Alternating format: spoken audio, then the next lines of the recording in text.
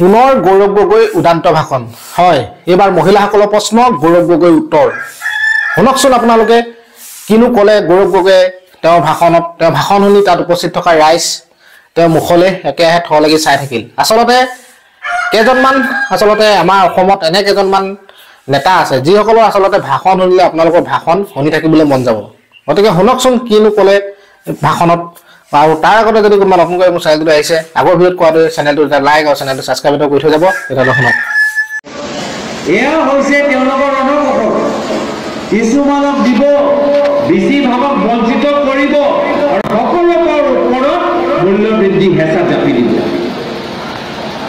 এতিয়া আপোনালোকক মই সুধিবলৈ বিচাৰিছোঁ মনত আছেনে নাই আপোনালোকে ক'ব এইবোৰ চবটো পৰিৱৰ্তনৰ নামত ভাল দিনৰ নামত 15 লাখ টকাৰ নামত এইখিনি কথা আপোনালোকক বুজাই দিছে এতিয়া মই আপোনালোকক সুধিবলৈ বিচাৰিছোঁ আমাৰ যেতিয়া কংগ্ৰেছৰ চৰকাৰ যি চৰকাৰে বিজেপিয়ে কয় একো কৰা নাই আমাৰ দিনত অলপ মনত পেলাবলৈ চেষ্টা কৰকচোন তৰুণ গগৈ কংগ্ৰেছ চৰকাৰ দিনত গেছ চিলিণ্ডাৰ দাম কিমান আছিলে কওকচোন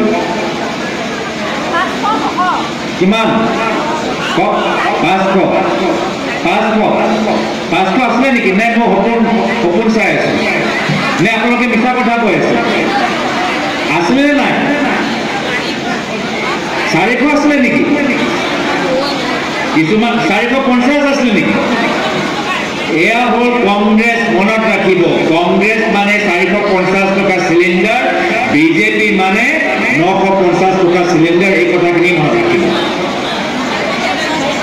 এই কথাখিনি মনত ৰাখিব এতিয়া মই আপোনালোকক আৰু এটা কথা মনত ৰাখিবলৈ কৈছোঁ আৰু এটা কথা মনত ৰাখিবলৈ আপোনাক আহ্বান জনাইছোঁ ৰাজস্থানত আমাৰ কংগ্ৰেছৰ চৰকাৰ আছিল ৰাজস্থানত আমাৰ কংগ্ৰেছৰ আমাৰ চৰকাৰ আছিল তাত আমাৰ চৰকাৰ অহাৰ পিছত গেছ চিলিণ্ডাৰ দাম আমি 500 টকা লৈ তললৈ লৈ আনিলোঁ এয়া হ'ল কংগ্ৰেছ মনত ৰাখিব তেলেংগানাত হায়দৰাবাদত আমাৰ নতুনকৈ কংগ্ৰেছ চৰকাৰ গঠন হৈছে এই বছৰৰ পৰা তেলেংগানাত আমাৰ কংগ্ৰেছ চৰকাৰে গেছ চিলিণ্ডাৰ দাম দুখীয়া মানুহক 500 টকা দিব এয়া হ'ল কংগ্ৰেছ মনত ৰাখিব এয়া হ'ল কংগ্ৰেছ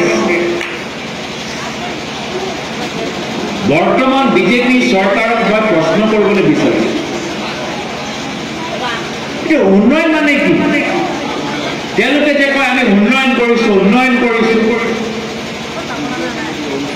আমাৰ উন্নয়ন নামত তেওঁলোকে কৈছে আমি ঘৰ দিছোঁ ঘৰ আমাৰ কংগ্ৰেছৰ দিনতো আমি ঘৰ দিছিলোঁ নতুন কাম কি হ'ল আমাৰ দিনতো আমি কংগ্ৰেছৰ দিনত আমি ঘৰ দিছিলোঁ তেওঁলোকে কৈছে আমি ৰাস্তা বনাইছোঁ তো কংগ্ৰেছ দিনত আমি ৰাস্তা বনাইছিলোঁ তেওঁলোকে কয় আমি বেংক একাউণ্ট খুলি দিছোঁ বেংক একাউণ্ট আমাৰ দিনতো আমি খুলিছিলোঁ তো কোনটো আঁচনি তেওঁলোকে নতুনকৈ দিছে কোনখন আঁচনি তেওঁলোকে নতুনকৈ গঠন কৰিছে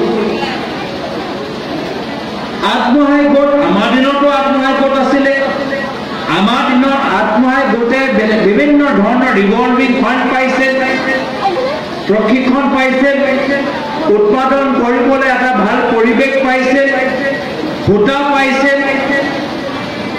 আজিতো সেই বাতাবৰণ নাই তো কি উন্নয়ন নামত কি আনিলে উন্নয়ন যে কৈ থাকে উন্নয়ন নামতো আমি একো নতুন কথা শিকা নাই 2000 টকা অৰুণোদয় দিছোঁ কিছুমানে কি দিছা বেছিভাগটো বঞ্চিত আৰু মূল্যবৃদ্ধি জাতি দিয়াৰ পিছত এই 2000 টকা কাম নাই সন্ধিয়া ৰাইজ এই 2000 টকা আপোনালোকৰ নিমখে খাই দিয়ে এই 2000 টকা আপোনালোকৰ গেছ চিলিণ্ডাৰ খাই দিয়ে এই 2000 টকা যিদৰে ইলেক্ট্ৰিচিটি বিল বঢ়াই দিছে সেইটো তেওঁলোকে খাই কেৰাচিনৰ কাৰণে এতিয়া 200 টকা কিমান 200 টকা কেৰাচিন নাই কেৰাচিন অলপ কেমেৰাবোৰ চাওক এইফালে কেৰাচিন আছেনে নাই দেখাই দিয়ক এই মোবাইলে দেখাই দিয়ক আছেনে নাই এতিয়া এইখিনি ৰেডিঅ' মই আজি এতিয়া এইখিনি ভিডিঅ' যে মহিলাসকলে যে কৈছে নাই, এতিয়া এইখিনি ভিডিঅ' মই ৰেকৰ্ড কৰি মই আজি গধূলি নিজৰ ফেচবুকত মই মুখ্যমন্ত্ৰী মহোদয়ক জনাই দিম। মুখ্যমন্ত্ৰী মহোদয়, আজি আপুনি নগাঁৱলৈ আহিছে, বটদ্ৰৱালৈ আহিছে, চাওক আমাৰ জামুগুৰি অঞ্চলৰ আইসকলে কৈছে কেৰচিন এতিয়া নাই। নাই, সঁচা কৈছো নে নাই? এইখিনি কথা কোনে পাতিব? এইখিনি কথা কোনে পাতিছে? বিজেপি দলটো পাতা নাই, এইখিনি কথা কংগ্ৰেছে পাতিছে। কাৰ কাৰণে পাতিছে? আমি যে আজি কেৰচিনৰ কথা পাতিছো, নিমখৰ কথা পাতিছো, চিলিণ্ডাৰ দামৰ কথা পাতিছো, বিদ্যুতৰ কথা পাতিছো, কাৰ কাৰণে পাতিছো?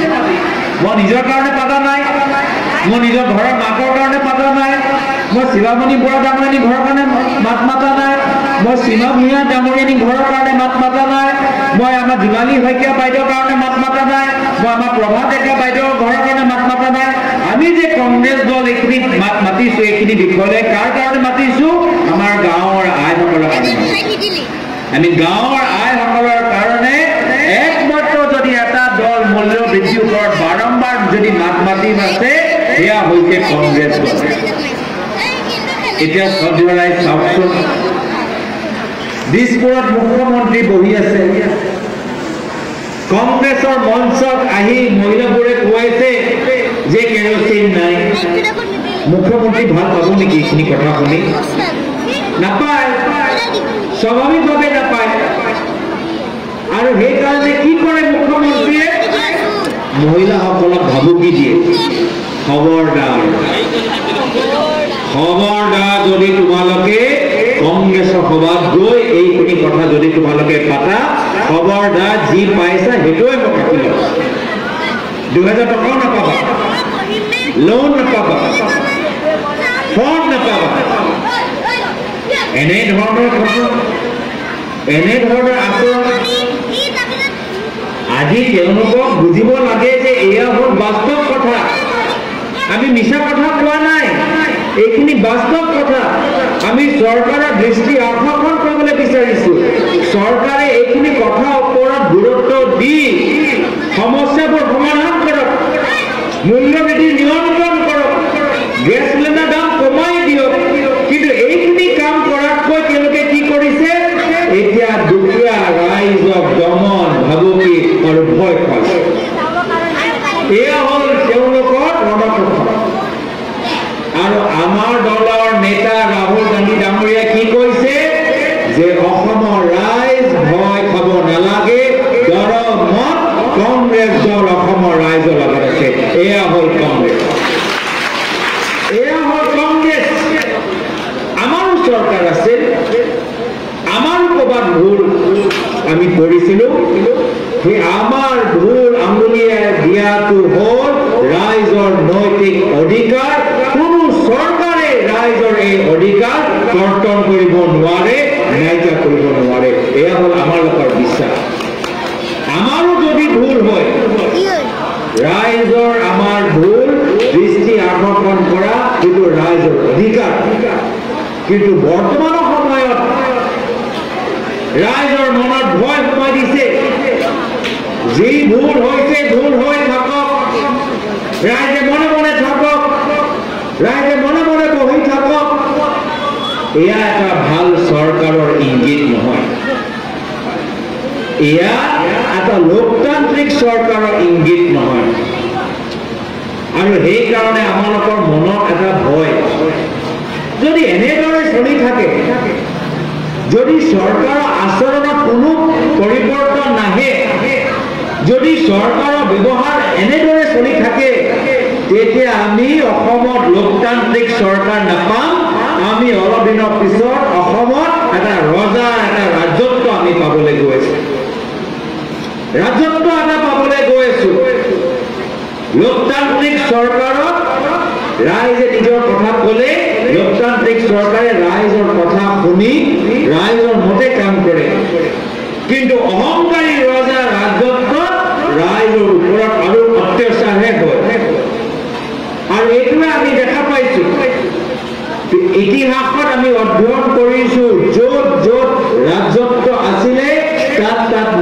বৃদ্ধি সমস্যা আছিল য'ত ৰাজত্ব থাকে তাত নিবনুৱা সমস্যা আৰু বৃদ্ধি হয় য'ত ৰাজত্ব থাকে তাত অপৰাধীসকলৰ সংখ্যা আৰু বৃদ্ধি হয় য'ত ৰাজত্ব থাকে ত'ত সমাজৰ মাজত অস্থিৰতা থাকে সমাজৰ মাজত সংঘাত হয় আমি এনেকুৱা অসমৰ পৰা নিজৰ ৰাইজক সুৰক্ষিত ৰাখিবলৈ বিচাৰিছোঁ আমি শান্তিৰ পক্ষত আমি সম্প্ৰীতিৰ পক্ষত আমি গাঁৱৰ ৰাইজৰ অধিকাৰৰ পক্ষত ৰাইজ আমাৰ লগত থাকক বা নাথাকক ৰাইজ আমাক ভোট দিয়ক বা নিদিয়ক কিন্তু অসমৰ স্বাৰ্থত আমি সদায় ৰাইজৰ হৈ মাত মাতি যাম এয়া হ'ল কংগ্ৰেছ